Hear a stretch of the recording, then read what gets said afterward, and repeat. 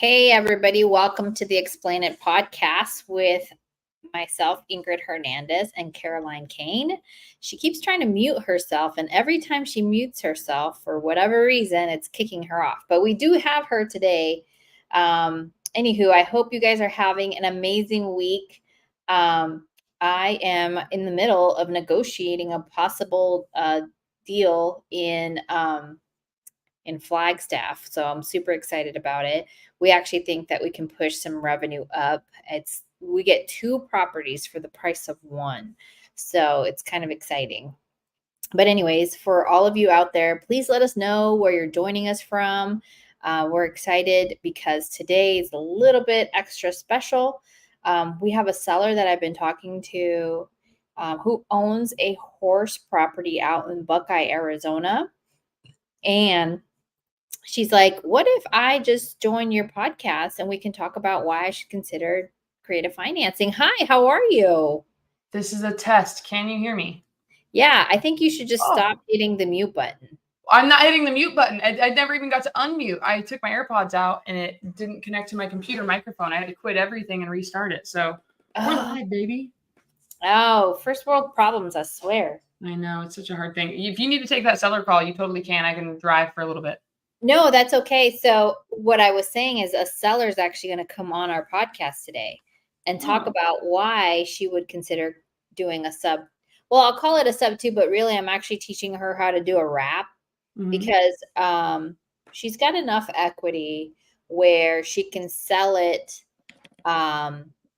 creatively and give herself some cash flow every month. It's not going to be like, out of this world money. But shoot, I ain't crying over money. How about you? Me either, baby. That's what I thought.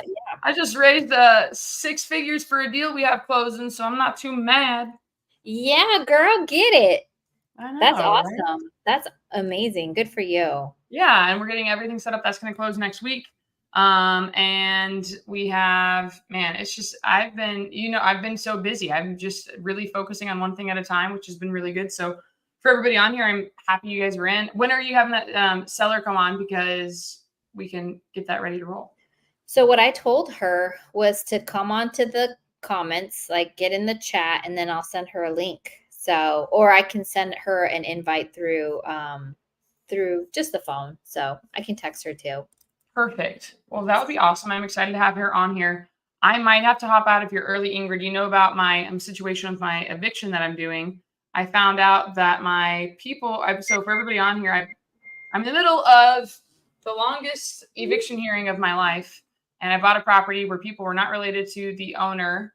And they have done everything they can to try and stay in there. And I found out that they told the sheriff that they had an order from the judge that they could stay a little bit longer when they did not. Yeah, so I contacted, this is just a lesson for everybody to stay on top of everything and touch base with the sheriff when you have an eviction going on, because you just don't know where the truth is coming from. So I contacted them because I got this property under contract in October, and we won all of our hearings in February. It is now June 5th. And I called over a month ago. Anthony was on my Instagram. Oh, thank you. I said, go on my Instagram. Come tell me I'm pretty on YouTube. Thank you, Anthony. You mean so much. So Anthony's also killing it down in Texas. But for this eviction, found this out, Ingrid, just so you know. So you have a writ of restitution. Everybody in here, if you're going to be doing an auction of hang on. If you're going to be doing an eviction, you can't just call and say they're trespassing after you win. The sheriff has to serve them a document called the writ of restitution. Don't know why it's called that. There's probably some fancy explanation, but they have to serve that, and we have to give them enough notice. So he went over to give them notice because I spoke with the sheriff today. He wanted to be really, really sweet, and he didn't want to, have to arrest anybody because they were not listening. Completely understand. I want, things to be done the right way. We did everything by the books. But with this, they told the sheriff, like, no, look, like, we have a hearing here. Like, I can stay. It's June 11th. And he's like, okay, well, then I'll come back on June 12th, and we'll see what happened with your hearing.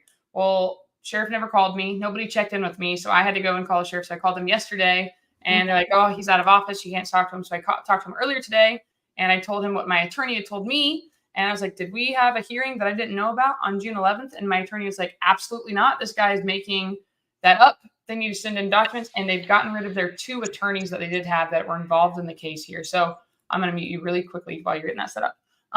So what I found out when I called my attorney, or I emailed them, they gave me everything, and then I got to contact the sheriff. Speaking to the sheriff, he's like, yep, everything you just told me is accurate.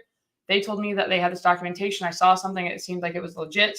Sounds like they're doing some monkey business. And let's get this taken care of. So fun fact for you, Ingrid, the sheriff is very polite. Everybody in here, I found out that Maricopa is the #2 most evicted county in the United States, or maybe they're the most backed up. And we only had, hi, Tanisha. What's up, Brenda? We only had 2 sheriffs evicting. I'm going to let you unmute now. Evicting for the entire county. How many people live in the county of Maricopa, Ingrid? 7 million? 7 million. So we have 2 sheriffs that are doing evictions in Maricopa. Found out they got 2 more that just got hired. So now we have four sheriffs for the 7 million people to do evictions in the entire county. Wow. And yeah, we're moving on up. But they've been so backed up. They said because of the holidays and everything, there was like a 90-day delay to do these evictions. And I spoke with him, and he said, I tried to be polite. So he's going to go back over. We're going to get them out next week. And I was asking him for recommendations on who I should use for movers, because now also, not only have they lived in here for free for a really long time, they've lived in here, and they have all their stuff. So I have to also provide a locksmith. I have to provide a licensed and insured moving company to move their their personal items. And I have to get storage paid for them. So with those things, he was like, hey, I have a really great company. So I haven't called them yet. I need to do all of that as well and get a hold of them for my move out next week. They told me it was Camelback Movers, I think. I put it in my notes. So they will do locksmith, they will do the moving, and they have storage for you. So one-stop shop. So I'm like, that is perfect. I don't have to go try and communicate with a bunch of people. And he set up when we're going to go over there in person. We're going to powwow before we have to go. He's going to give them a heads up this week that they need to get their stuff out of there so they can get ready to roll on, I'm not going to say the date, but next week at a specific time when they're going to get out of there. And that'll all be handled. So first, are you going to be there? I'm going to be there. So with the sheriff. First and foremost, I am a tired landlord. Okay, just so you guys know, this has not been fun. I don't want to deal with this, but I'm learning a lot through the process. So I've been having that going on. And another fun fact, I'm glad that you're bringing on a seller for this. I had a seller that I got under contract. Actually, I think he signed his document a little bit ago. He tried to sell with an agent. Agent didn't work out. He had actually reached out to a few other big investors in the area. That didn't work out. Nothing else was working out. And we're the only way that he's going to be able to get money. And we're buying his house subject to. And with all of that, he was like, you just seem like you know what you're talking about. This seems legit. I was able to answer every question. We gave him all the resources that he needed. So for everybody else in here, it's really cool when sellers and homeowners and everybody in between, they get to move on past a really traumatic, terrible experience and into the next chapter of their life. Hooked him up with Jeremy Demers. If you guys do not know Jeremy Demers, Ingrid plugged me in with him. He is a loan officer, and he's helping this man rebuild his credit. So because he's now getting in, he has lost his job, and this is why he fell behind. He's helping him get a commercial loan so he can go all in on handyman services and being a contractor, which is pretty cool. So wow, that's pretty neat. So I've had a really busy day. I have been on and off the phones with insurance, with everything in between, and getting stuff done. So it's good and it's crazy. And Tanisha said she said no evictions yet. I'm very jealous of everybody who has not. I'm glad I'm learning about this. I just avoided my first eviction. How did you do that? Like literally this past weekend. What? How? So we had a group home that was running a transition home in Tucson, right? So transition home, like a halfway house. Oh yeah. So they had they stopped paying. They didn't let us know.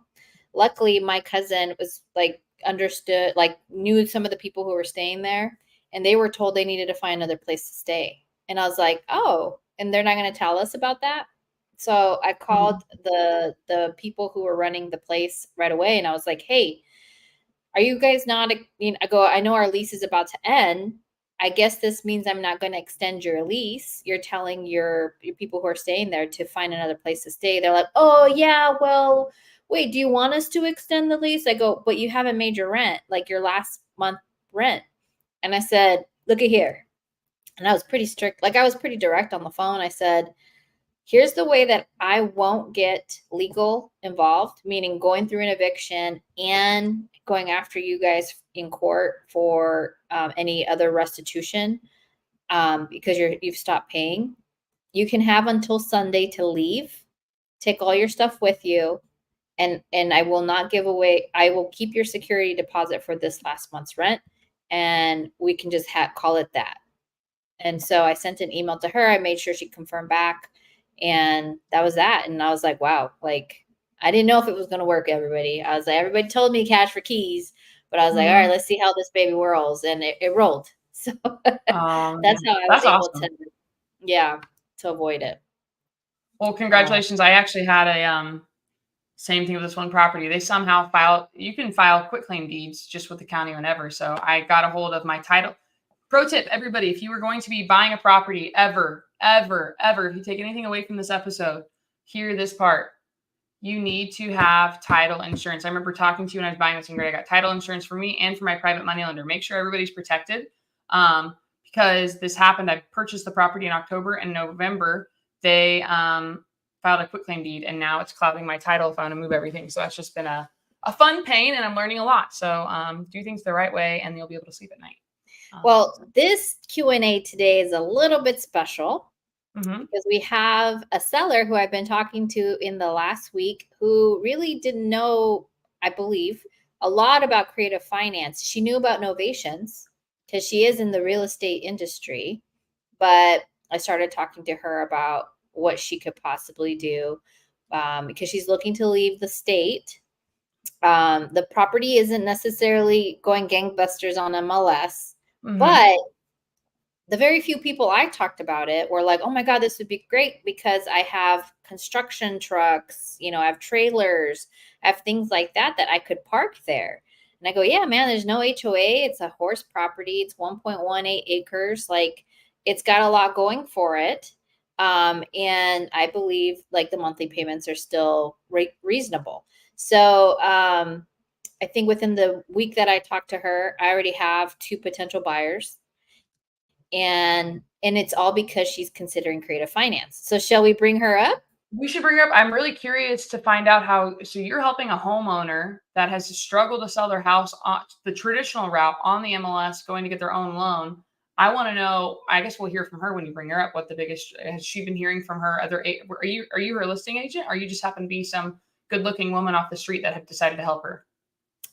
No. So funny thing, I was working on another property in Tempe, and she's like, you know what? My BFF, Laura, I think might need this help because I think that might solve her problems. Can you connect with her? And she needs, like, I think Laura is maybe transitioning into more real estate work. And she's like, she needs to be connected with somebody like you, Ingrid, that's a little bit more active in real estate. And I was like, yeah, you got it. I'll talk to her. And then when I talked to her, realizing, oh yeah, creative finance might help solve her problems. So yeah. Bring her up.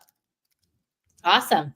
Well, hey there, Laura. How are you? Hello. Hi, everyone. Hello. Hi. Well, we're so excited to have you. Thank you. Awesome. So Laura has a property in Buckeye. Will they still stop us if we say the address, Caroline? I don't know. Let's not say the address just to be safe because I don't know. YouTube they want to make sure you're safe. We don't know what kind of weirdos are on the internet, so let's not put your address out there just in case. Oh, okay.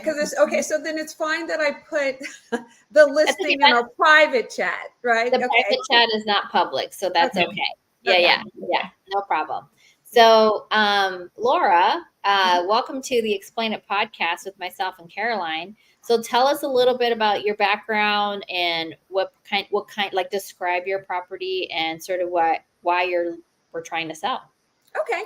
Yes, I am actually a realtor in Arizona as well. And I am actually originally from California, Los Angeles, born and raised Cali girl. And I moved to Arizona almost 9 years ago. This is actually the property that I'm selling now is the second property that I've actually bought since I've been here. But I don't have that first one either. When I came to Arizona, my sister had lived here off and on for like 20 years or so. So I would visit her and I was like, oh my gosh, it's too hot. I will never buy it. I can visit, but I'll never live there. And, of course, you never say never, because never saying never. I'm here in 2015 and I came because the prices and everything, the cost of living and everything was going up a lot, as everybody knows, even though I was in the Rancho Cucamonga, Ontario, the IE area, Inland Empire. Prices are still going up. Prices were still raising. And at the time, I do have 6 adult children. But at the time I moved, half of them were still teens and all of that. So I was like, let's just make this move. And if I go to Arizona, at least I'm going to be in a state close to California so that I can drive back and forth, when my family needs me, or my parents who are still alive at the time when they need me, right? So I landed in Avondale because that was closer to where my sister was, which she's in Waddell, though. And so then once I was there for about a year or two, I said, okay, I do want to settle in Arizona. So now let me start looking for a house or something like that. But I really wasn't ready yet. But Jessica, the one you mentioned, I love Jessica Lucchini. She got me back into the horse realm because I've always loved horses. I always wanted a horse of my own. She was like, oh, why don't you come visit me at come see with me at my horse. My horse is in Cave Creek. You can come over there, So of course, when I did that, then it just brought up all my feelings of horses again. And I was like, oh, okay, I do want a horse. And so then I did get a horse and I was boarding the horse. And I was like, you know what? It's not as cost effective to have paying my own rent, paying for the stay to stop, to board a horse somewhere. The place I was boarding it is only about 25 minutes away, 25, which is not bad. But when you, at the end of the day or the beginning of the morning, who feels like driving? I don't feel like driving, after work, especially. I want to see my horse, but I don't feel like driving. So that's what made me think, okay, you know what? I'm paying the same amount. This is in 2017. I'm paying the same amount in rent that I could actually be buying a house that actually has some property that I can put my horse on. So then that's what I did. So I bought a house in Litchfield Park, which I loved. I did all my homework. I found a property that was USDA so that they can help me with my buyer's cost when I went to buy the property. I also did that first time buyers program that can help you a lot with getting, you get a certificate to show that you know how to handle a house and all of that. So I did all of that stuff, got the house, and then was there almost 2 years. And then life happened and I had to move. I was just like, okay. So I sold the property. I adopted out my horses and then wasn't thinking about, getting another horse for a while. Getting another house for a while. I was like, let me just breathe now that I don't, now that I'm not a mortgage owner, I'm just going to take a breath. This was about 2018. And then that's when I was like, okay, now I'm going to get my realtor's license. So I got my realtor's license. And then I became a transaction coordinator with my realtor's license. And that's what I do right now. I'm a dispositions manager. Am I allowed to say the company or no? Sure. Oh, with Landmark Home Solutions. And the funny thing about it, Ingrid, is I get the properties because I'm on the dispositions team. So I get the properties that the acquisition team acquires. And then I not only do all the TC work, even though we have a TC, I'm still doing the TC work and listing the whole property and making sure it sells, but yet my own. Now with my own is just sitting there. I'm like, wait, what? I don't know why. My own. And I'm trying to do the same thing. You know how like you wait. One of our strategies are like a house in every property is sellable. You have to find the right price point. That's the key. Once you find the right price point, there's always going to be someone that buys it at that price point. So that's what one of my jobs is to do with my other properties that are in North Carolina, South Carolina, Pennsylvania, Illinois, Florida. So so I'm doing those. And then I thought, okay, I'm going to do my own because now I want to move over there. My company's based out of South Carolina. And so there's a time difference. So I actually start work at 7:30 as opposed to 8 or 9 where everybody else does because they have to be with my time schedule. So I end up getting up lots earlier. So I'm like, okay, And there's other things that I want to do in the entertainment world because I also model and I'm an actress. So it's like I really want to be on that side. I want to take my horses with me because I really How I many love my horses horses. do you have, Laura? I have 2 horses and a Nice. donkey, the cutest little donkey ever. Her name is Jessie. I named her after Jessica, my Yeah. BFF. It's funny. I And named your her- property has 5 horse stalls, is that right? Yes, it does. And that's what I love about my property because out of the 5, it has 3 like extra large, like really large stalls. And I think for when you have horses and you love your animals, you kind of want a bigger stall, the bigger the better. And Yeah.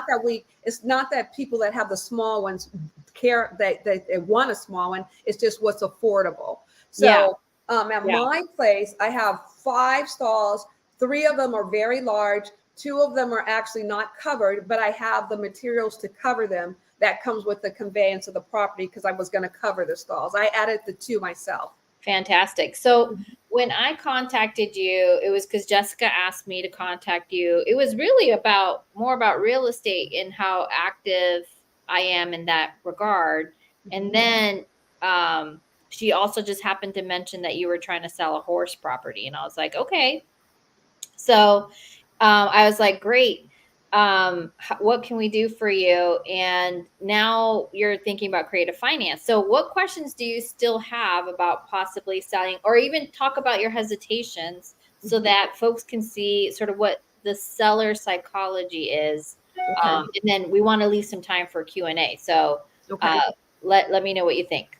Okay. Yeah, because my first concern was even though my business, I do that myself, but I don't do creative financing. So when you brought it to me, I was kind of skeptical. And I even told you too, remember, I was like, I'm scared kind of because it's like, it's such a big purchase. And for someone to like, I just wasn't familiar with the whole wraparound mortgage process of it. My fear was, what if I go under contract with somebody and then I'm over in Pennsylvania and then they wreck my house? How do I even know your house any longer? Remember, now it's their house exactly. That's what you told me. Mhm. That's what you told me. And so usually that comes with a different type of energy or something from that person buying it. I think you're saying. Because when you like what we just talked about, our stories, Caroline and I, and I'm not sure if you caught it. We had to deal with people who we were potentially evicting. She actually's gone through an eviction. I just was able to not have to do an eviction. So part of the psychology is that when something isn't yours and you're just borrowing it, you're just borrowing, you may not take care of it as well. But when something is actually yours, you're going to take care of it better.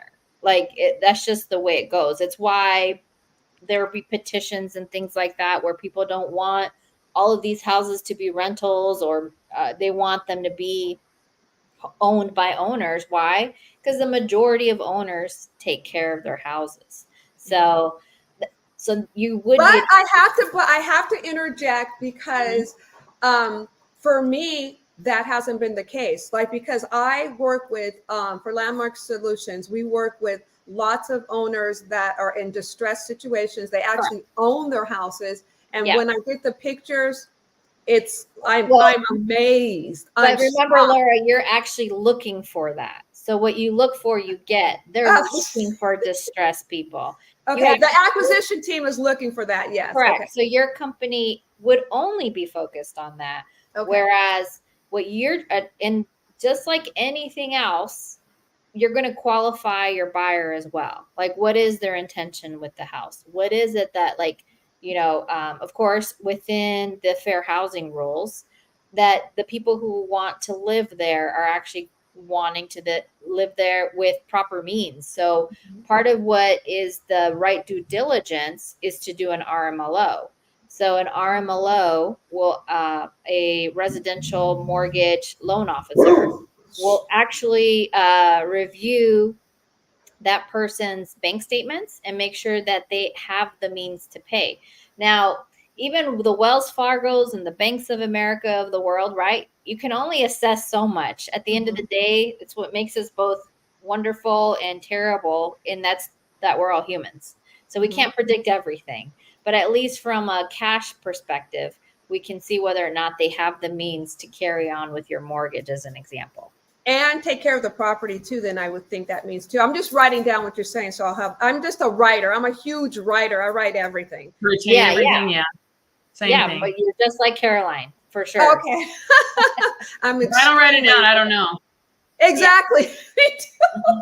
You might as well forget about it, because I am if I don't write it, right? So don't maybe- give me the phonetics. I don't know how to say your name. Yep. No, same thing. Yep. Mm-hmm. And then my other, of course I had that fear, like how are they going to take care of the property? And then my other fear is because I hadn't heard about it, or I don't know enough about it, to how am I protected though? Like what is my protection in the whole deal? Your protection is the same protection that these billion-dollar companies use. Ooh, this is a good question to ask. Yes, yeah. It's the deed of trust. So you get a deed of trust, which says you can actually go after the seller if they stop making payments. So the new owner, should they stop making payments, there is a process through that. Now, what we talked about is you selling on an agreement for sale. Mm-hmm. Not every state allows this. Arizona does. Texas, for example, you can't do it. Here you can. I want to stop you. Just for everybody watching this, this is a really good question that you just asked, Laura. I literally went over this yesterday with my homeowner. And we actually added into our addendum that we said the promise. We just put it in there because he wanted to just see it in writing, even though it was already in our agreement. I just said in our addendum, I was like, well, even right, you will sign the promissory note and deed of trust at closing. So even though it was already in our agreement, we put it in the addendum again, just to make him have peace of mind. So I like that. For everybody on here, just so you know, this is the protection part you should be paying attention to. Right. So 26 minutes in, remember this. Go ahead. Yeah. Thanks, Caroline. That's why, like, when sellers ask me this, I'm like, you get the same protection that the biggest banks in the United States get, because they know that is how one is protected. It's a deed of trust. Okay. And the deed of trust allows you to go after the seller should they stop making payments. And since we're going to close your property on an agreement for sale in the state of Arizona, if the new owner hasn't paid at least 20% of the debt that they owe you, that 20%, then you can actually follow what's called a forfeiture process. Mm-hmm. By the way, I'm not a lawyer. I just want to make sure I say that out loud again. I am a licensed real estate agent in the state of Arizona, but I do invest in Arizona. And so I've talked with my lawyers, and the forfeiture process says that. So as long as you give due notice, that means a certified letter. So let's say on the day they become in default. So if your mortgage promissory note says day 5 they're late, well, then day 6 is their default date. So on day 6 is the first day that you can send them notice that they are now in default. Mm-hmm. So day 6, you would send that off. And in 10 days, if they don't want to do one of two things. If they don't pay the amount that they're behind on, mm-hmm. or if they don't pay off the loan, mm-hmm. then you get the house back on day 11. So that's the forfeiture process. Okay. Mm-hmm. And you still need a lawyer, you still need representation, but it's so much easier than a foreclosure process. So I wanted to make sure that that's clear. And then it costs. Then what about the cost though? Isn't that going to be like lots of cost? A lot of cost. A forfeiture process for me cost me about $1,800. Okay. In the grand scheme of things, that's not a lot. A foreclosure process can cost anywhere from $3,000 to $5,000 in the state of Arizona. Mm-hmm. So an agreement for sale is, at least for the first 20% of the loan, mm-hmm. is a bit more attractive than a typical subtail. And then like go ahead. Well, I'm going to ask, this might help you. So Ingrid, say it's a sub 2, you're starting to make payments for somebody else. What if your buyer, they get abducted by aliens, they get hit by a Mack truck, because we've never missed, we always make, because we ever set everything up on automatic payments. The only way that we've missed payments is if Starlink satellite crashed into our bank satellite and the internet went down. Okay, but say that happens. All right. And we can't make the payments for some reason, something crazy. Can that homeowner make the payments for the mortgage? Can the homeowner what? Can the seller that sold the property to you, say for some reason we get abducted, we get out of here and we missed the payment, our automatic thing didn't go through, and they are so concerned about having a missed payment, can the homeowner be like, I'm going to just step in and make this payment now, it's proof that I made it, here's my receipt, and the buyer who bought it missed out? Yes, And the that can seller still can help. still make those missed payments. Yes.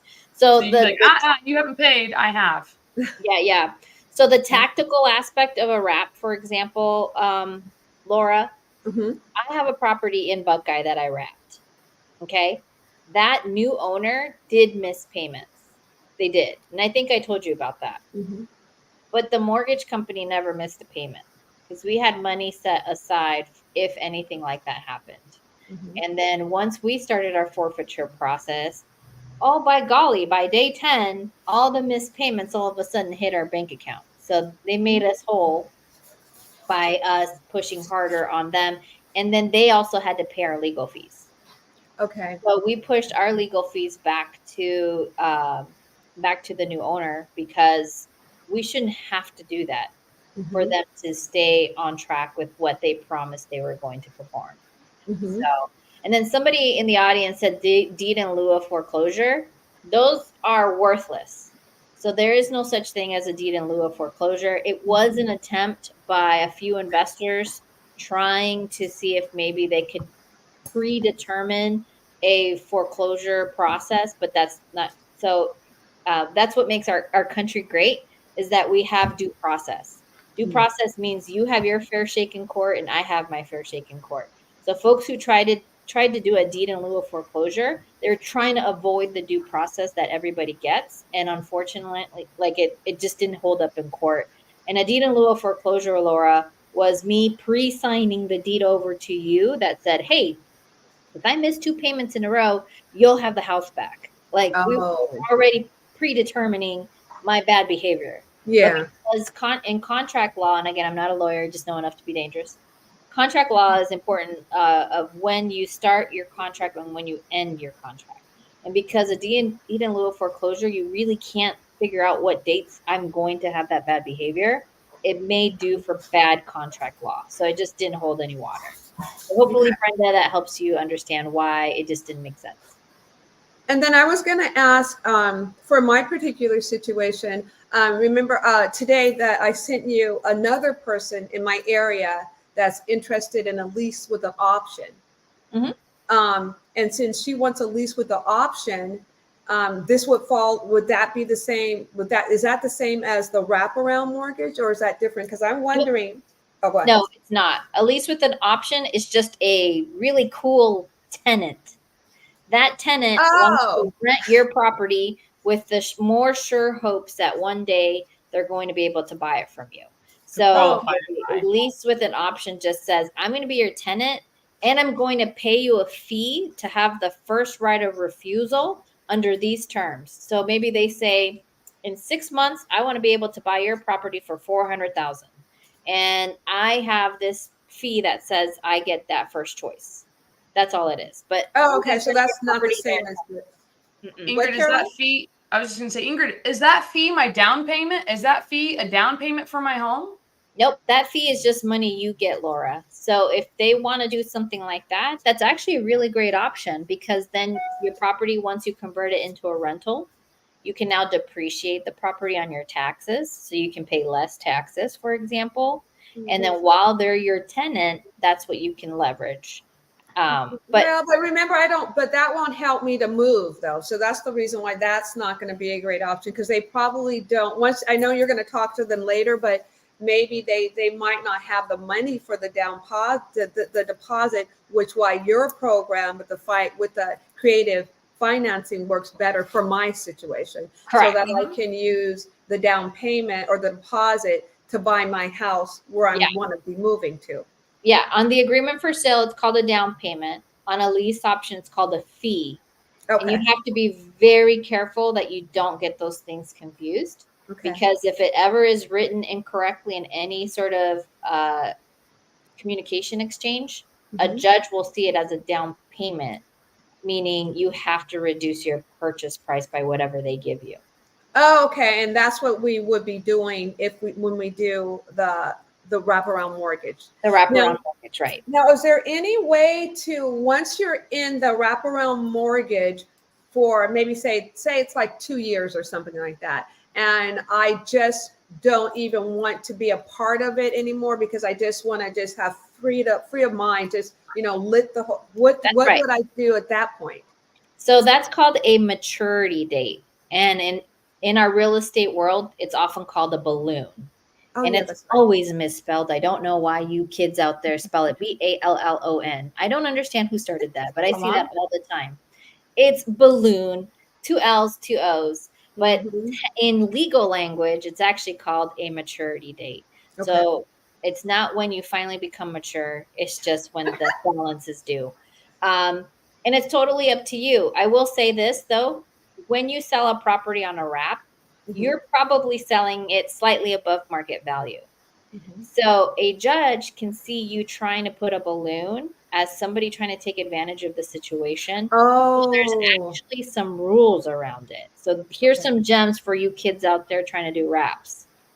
If you are selling it to somebody who you know is going to be using it as a primary home, you cannot put a maturity date with less than 5 years. okay. And so if you sell it to somebody who says, I'm going to live here with my family, with, my horses, and I plan to plant my butt in this house, you cannot give them a balloon with less than 5 years.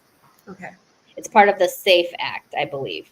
It's either the SAFE Act or the Dodd-Frank Act. And that makes sense, though. That makes sense because a person that's wanting a balloon anyway, if they didn't need a balloon payment, they would be not going that route. So of course they're going to need more than 2 years. Right. And again, you're selling your property above market. And how do you know it's above market? Because no one's giving you the price right now that you have it on the market to sell. So if one of the benefits of doing it this way is if you're selling it creatively, you can still push a little bit more premium prices because now they don't have to go through the process of getting a traditional loan. So that's the exchange. Okay. And then how long? Okay, so how soon?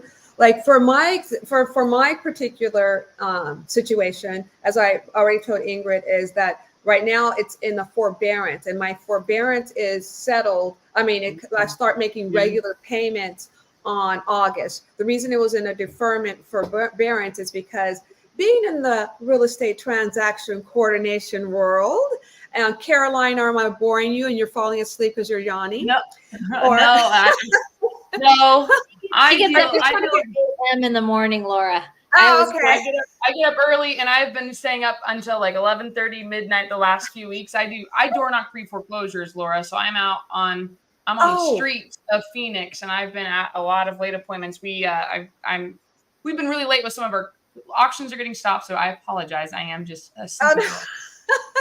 No worries, no worries.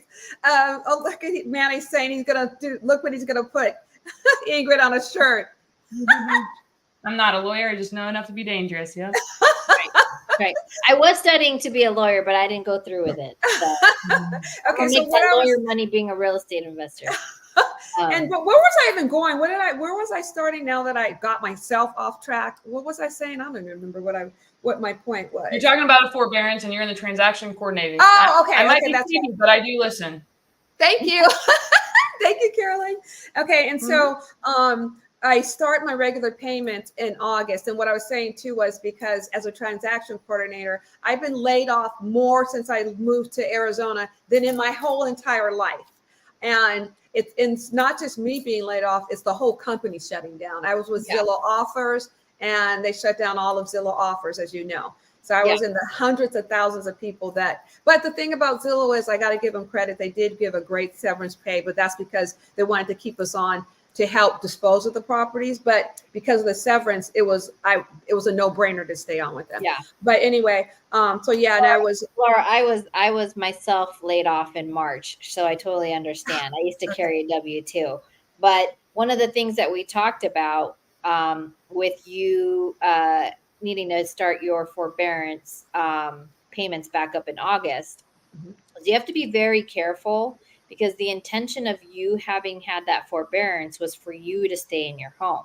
Right. So whatever sale you make other than a traditional sale, likely you have to treat the new buyers as tenants until you're then able to close the transaction, which would then happen after your payments restart. Correct. Okay.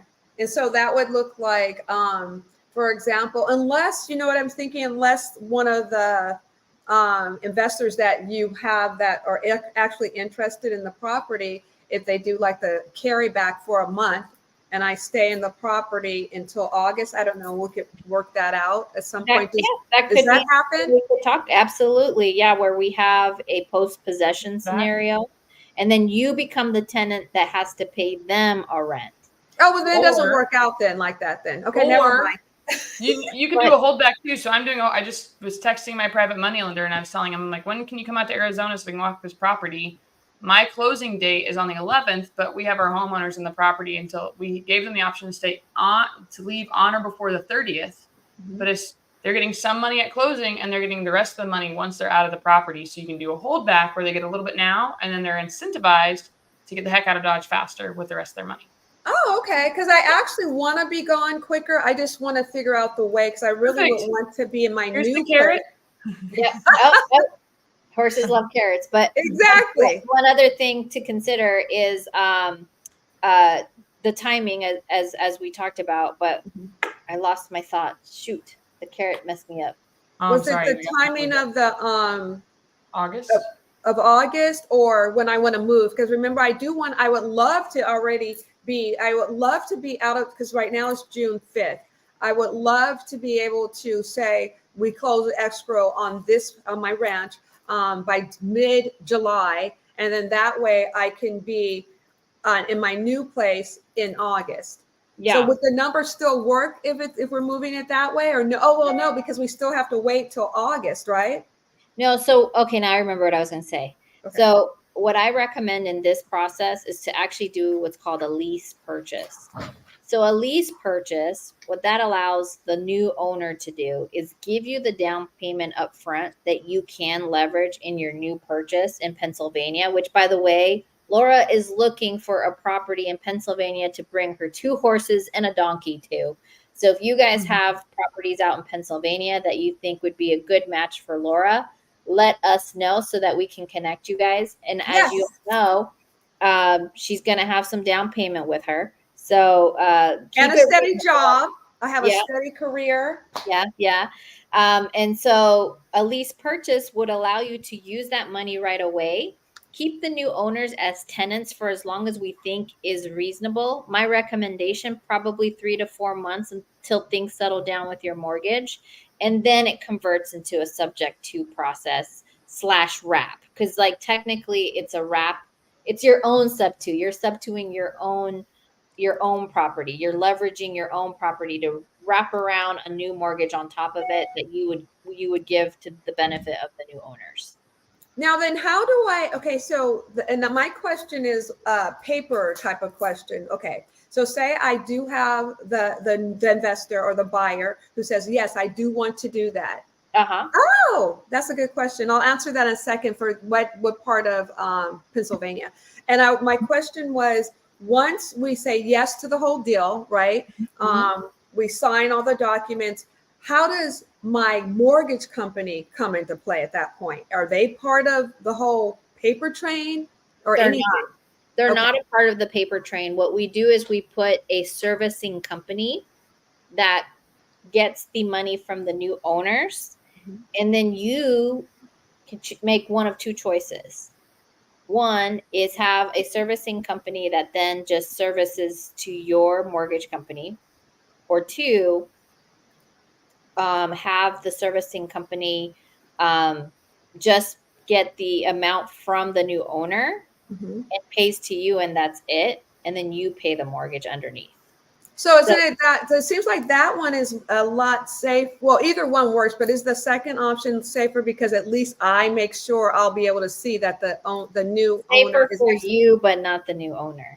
because the new owner could be duped by you and you could stop making payments and them not know. Oh, you're right. It helps me. Okay, so I guess there'll be. Is there a way? Well, the way would be that the service company would just send me a receipt when the new when the The new best owner way gets is if the right. servicing company takes the money from the owner and then Mhm. splits it, where they'll pay the mortgage and then they'll pay you the difference. And they'll send it. Oh, so then I'll have. So then I'll always know anyway when they're making it. Okay. Correct. And Yep. then is that Jay Lauren or Jay? I was going to say the That's Lauren. That's Miss Lauren Parker, and we love her. Oh, hi, Miss Lauren Parker.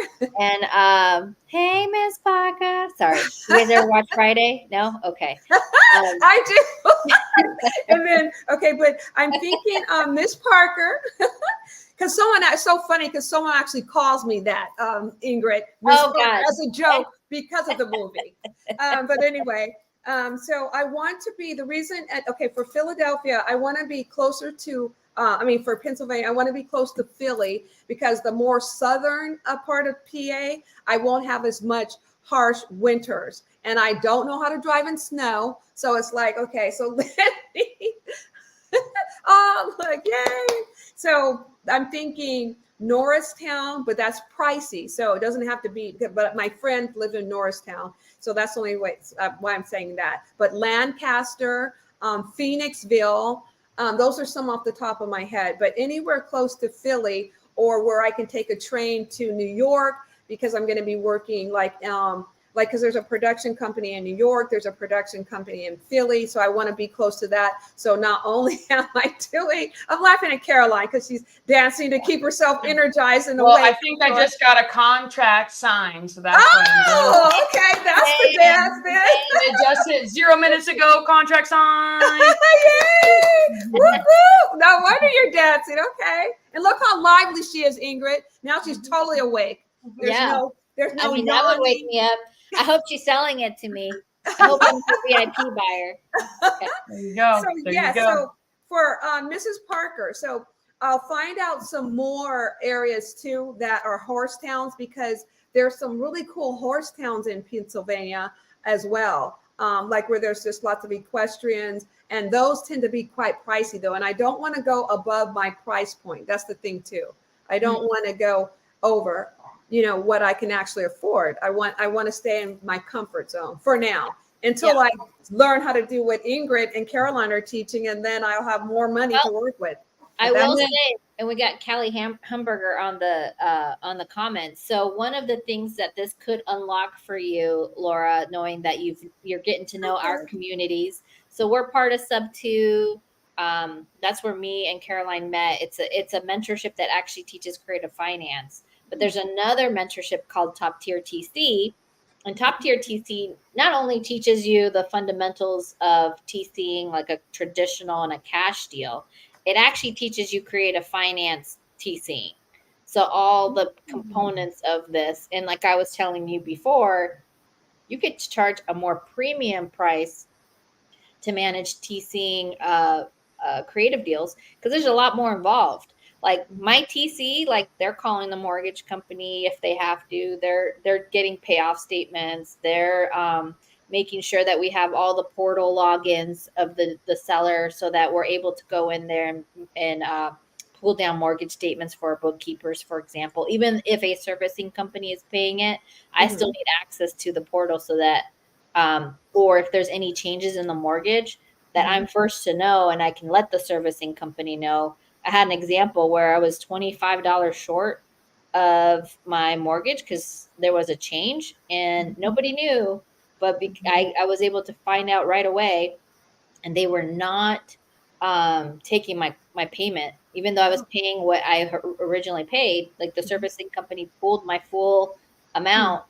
The mortgage company would not apply my payment because I was $25 short. So, yeah, that's how they get you nowadays. So somebody has to keep their eyes on the mortgage to make sure if it changes that everybody is informed that it's changed. Okay. And that's what the TC does. That's what you were telling me too, because then I would be, I could be my own boss at that point in time once I have enough clients, right? Absolutely. You can run your own company. Yeah. Yeah. Well, awesome. Laura, do you have any other questions? I wanted to tell everybody a little bit more about the horse property real quick before, because I actually was telling Ingrid before I jumped on, I have some listings that I still have to update with my company.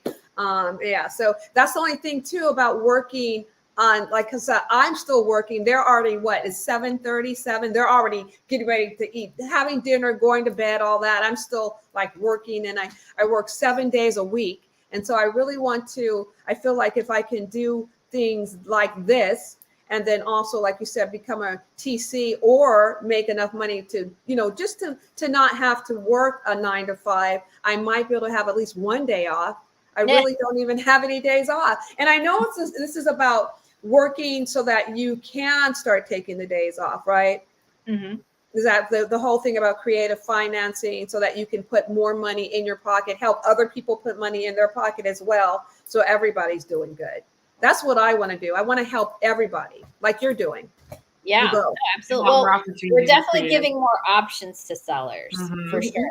Absolutely. We're not And one-trick ponies. There's a lot of cool ways. Exactly. And so what I want to say about my property, though, is because it is 1.18 acres, and the way my house is situated, it's a smaller house, but it's 2-bedroom, 1 bath. But the way it's situated in the property, you have all the land around it. So I was going to do like an equestrian Airbnb, because I'm close to the 10 freeway and Highway 85. So there's a lot of traffic going back and forth through all the states. And there's a lot of people with their horses and their trailers that, they need a place to stop for the day or the evening or for the weekend. And so my place has room for that. I have like a garage that has a door, and it has electricity already in it. So that somebody could make something into something out of that, a he shed, a she shed. I have my backyard is completely BLM property. So you have no neighbors behind you. It's like just a gorgeous view all the back.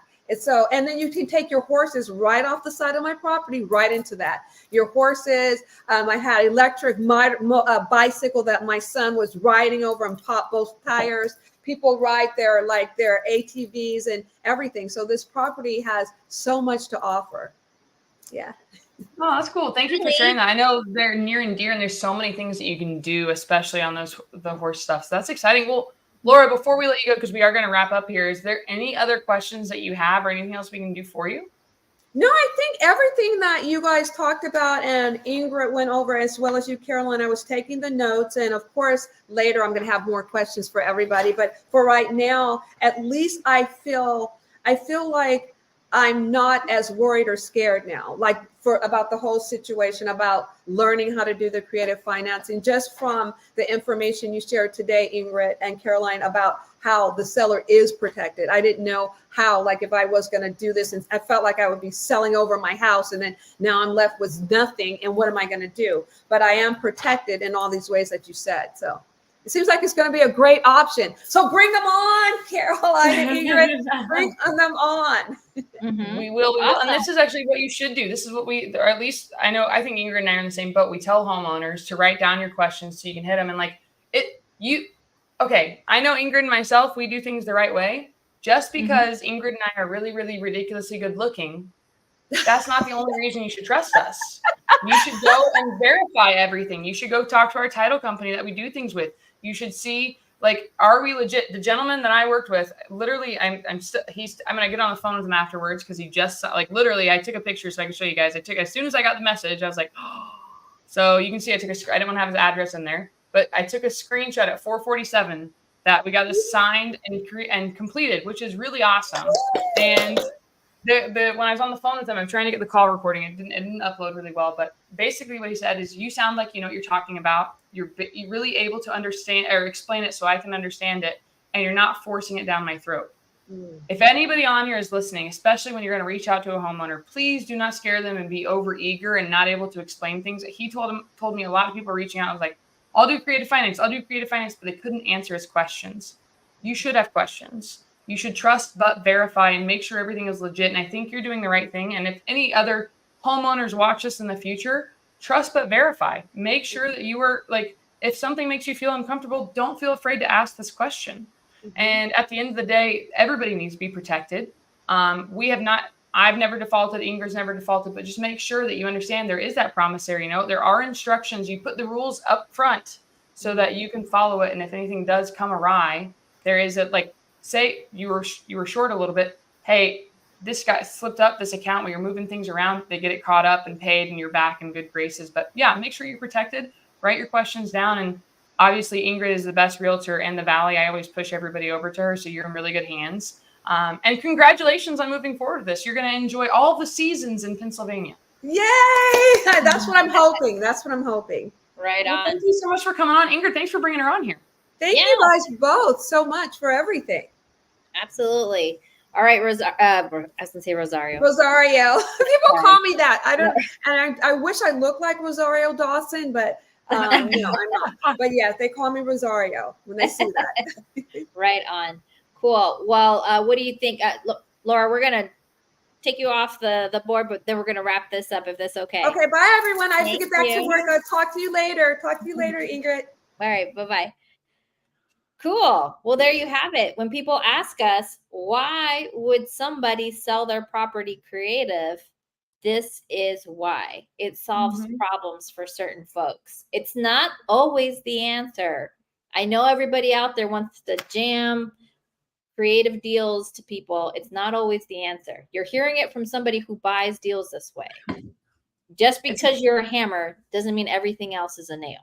I literally just went over that today on a Zoom. I said, you do not need to be hammering in screws. You're ruining the wood. So that's incredible. And I told everybody not to force it into subject to or anything. You need to find out what's going on with the homeowner. Some people don't need to sell that way. And some people, it's the only option where they can make money. Man, and this is one thing I'm going to say for everybody.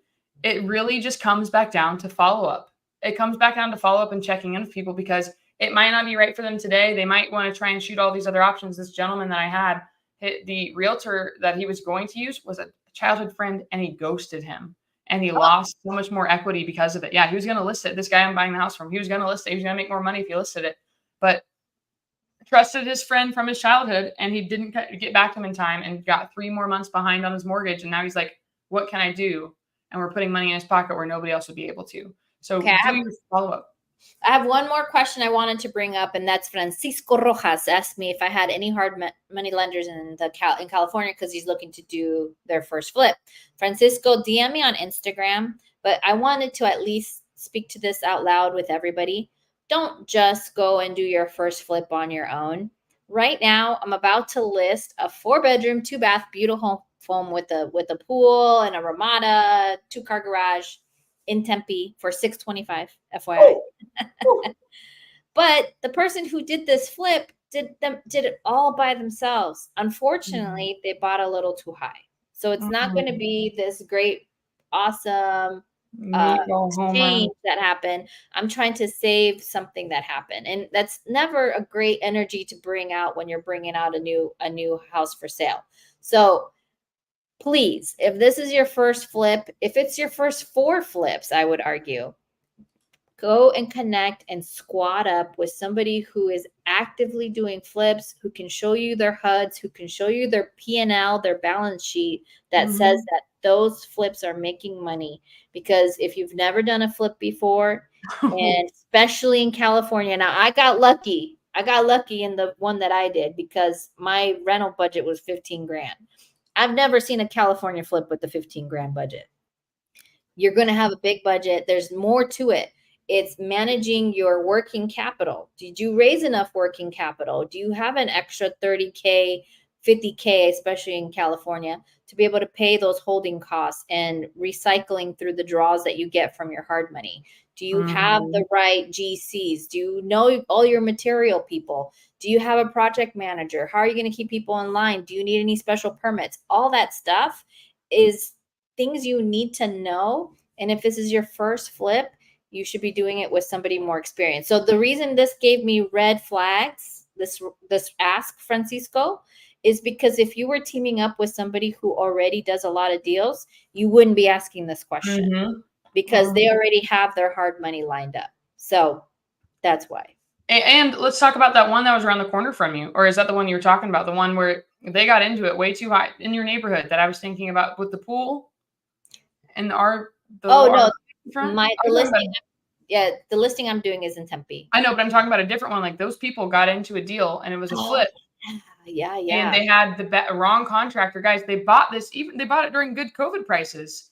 And they did not get the renovation done in time. They had their I'm going to say contractor. There's air quotes here if you're listening in.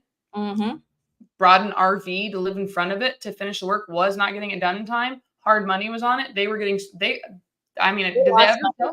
They did sell. They lost a lot of money on it. Yeah. And they actually bought at the right price, but they had the wrong partner. Yep. Guys, you just don't want to get stuck in a bad situation. So if you were brand new, I would say, please do not get into fixing and flipping unless you're going to be a JV partner that's just learning. And you got to understand, like, also just for everybody on here, we've talked about JVs before. You're not getting 50% of the deal when you're brand new and you really don't bring much to the table. It's just a lot that goes into it. Okay. You're going to ask questions, you're going to learn more, and that's going to be an entire education. So, oh yeah, you got the accountability meeting. So guys, thank you so much for coming in here. Ingrid set this up so Laura could come on. Those are great stuff, because I've literally just been every time I talk to a homeowner, these are questions that we answer. And that's why I was even throwing up a few questions to Ingrid for those of you on here, so you can see the answers to those questions. Those are questions you should be asking. So as long as you can understand it, and maybe you are brand new and you don't know what to say to a homeowner, message us on Instagram. We will help you out. We have our Instagram handles here. Holler at us. We want you guys to be successful. We want more homeowners to put more money in their pocket and to have options that they couldn't otherwise have. So if you have a listing in the Valley, you need to talk to our girl Ingrid. She and her man Mark will get you guys taken care of. And if you need a Spanish speaker, you know, it's funny. Marlon was like, you were here yesterday. I had to pick my partner up. And he said, you know what? I forgot Ingrid speaks Spanish fluently. I was like, that's her first language. So if you guys didn't know, Ingrid is fluent in Spanish. She learned how to speak Spanish before English, and she will help you out. Yeah. Thank you. And then obviously, Caroline, can I just give you some kudos right now? All right. So we've had a couple of 911s. I need to stop a foreclosure. And I've been out the game of stopping a foreclosure last minute for a while. And I'm like, you know what? I'm not the right partner. Caroline is. And Caroline is on her game. So if you guys need to stop a foreclosure, she's your gal. Like, let's get those foreclosures stopped. Let's find some problems that we can solve for a seller. Because honestly, I'm just so proud of you and impressed with just all the work that you've been putting into it. I love it, love it, love it. Tunnel vision, guys. And I just want you to know, I'm just a girl. I put my pants one leg on at a time. I put my bras one boob in at a time. I am just like you. Okay. But I got really hyper focused. There's been times where I showed up late to our podcast because I was at an appointment or something, or then I couldn't get on. So there are certain things where sorry, Laura, I was sacrificing sleep so I could get little things done, because we have to do a lot of stuff. But you learn, at least for me, just a girl with ADHD, I learned by getting my hands dirty. If I wasn't actually making the calls to the bank to stop these auctions and having the calls with our private money lenders and the homeowners, I wouldn't know how to deal with all of this. And it comes from the doing. It doesn't come from, I'm glad you guys are getting an education on this video, but you're going to retain so much more if you actually do the work. And I'm excited for you guys to go learn. And let me tell you, this is not an overnight. I mean, I guess as long as you count overnight as like multiple years, this is an overnight success. But if you're thinking this is a get rich quick scheme and you're going to be doing incredibly well, you've got to just grind, grit your teeth, get the work done. That's what it comes back down to at the very end of the day. So we do this for free on Wednesdays, and I hope you guys found value on this. Really, what a special, seriously, Ingrid, you guys got spoiled getting to see a seller ask questions on here. Please, please, please, if you did find any value, like this video, share this video, please share. If you guys would share the link to this video with 4 people and say, these are really good questions a homeowner would ask somebody about selling their house creatively. There's a lot in here. Ingrid, thank you for bringing Laura on. Laura, if you're still watching, thank you so much for sharing your story. And if you guys do have anything in Pennsylvania, shoot it over to her. We will see you guys next week. Oh, yeah, bye. Actually, are we going to be here next week? Because I have to do stuff for the Owners Club. You're going to be there? I'm going to be in No, Owners Club's not next week. It's after that. I'm in Puerto Rico next week. Oh, shoot. Well, I think I have stuff going on next. Okay, we'll have to check. We're going to let you know on Instagram if we're going to be back here next week. But if we're not, we'll throw something out another time. So everybody have a great freaking day. Message us on Instagram. We're here to help you. You can watch the replay. Bye. See ya. Love.